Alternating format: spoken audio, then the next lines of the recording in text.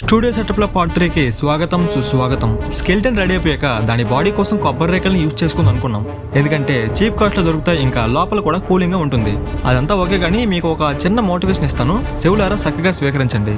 మిత్రమా, ఒకటి గుర్తుపెట్టుకో, నీకంటూ ఒక డ్రీమ్ ఉంటే, దానికంటూ ఒక ప్లానింగ్ ఉంటే, దాన్ని సాధించేంత వరకు ఎవరి మాట వెనుకు, మనిషి మాట అసలే వెనుకు.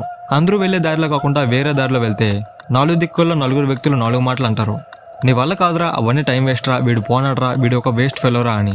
ఇలా చాలా మాటలు వినిపిస్తాయి. ఇన్ఫాక్ట్ నేను కూడా చాలా మాటలు విన్నా. బట్ అవన్నీ పట్టించుకోకూడదు. సైలెంట్గా నీ పని నువ్వు చేసుకుంటూ వెళ్ళు. సక్సెస్తో అందరికీ సమాధానం ఇవ్వు.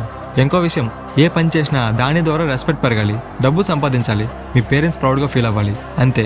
వాడేమనుకుంటాడో వీడేమనుకుంటాడో అని అస్సలు ఆలోచించుకో. ఈ సోదంతా మనకు సెట్ అవ్వదు కానీ నా స్టూడియో వర్క్లో 50% వర్క్ కంప్లీట్ అయిపోయింది. ఇప్పుడు లోపల ఏం ప్లాన్ చేస్తాననేది నెక్స్ట్ పార్ట్లో మాట్లాడుకుందాం. అన్నట్టు ప్రతి వీడియోలో చెప్పడం మర్చిపోతున్నాను, మనకు ఒక ఫ్యాక్ట్ ఛానల్ ఉంది, అదే డిఎస్పీ ఫ్యాక్ట్స్. ఒకసారి యూట్యూబ్లో ఇంకా ఇన్స్టాగ్రామ్లో సెర్చ్ చేసి చెక్ చేయండి. అలాగే కంటెంట్ నచ్చితే మాత్రం ఖచ్చితంగా ఫాలో అయిపోండి.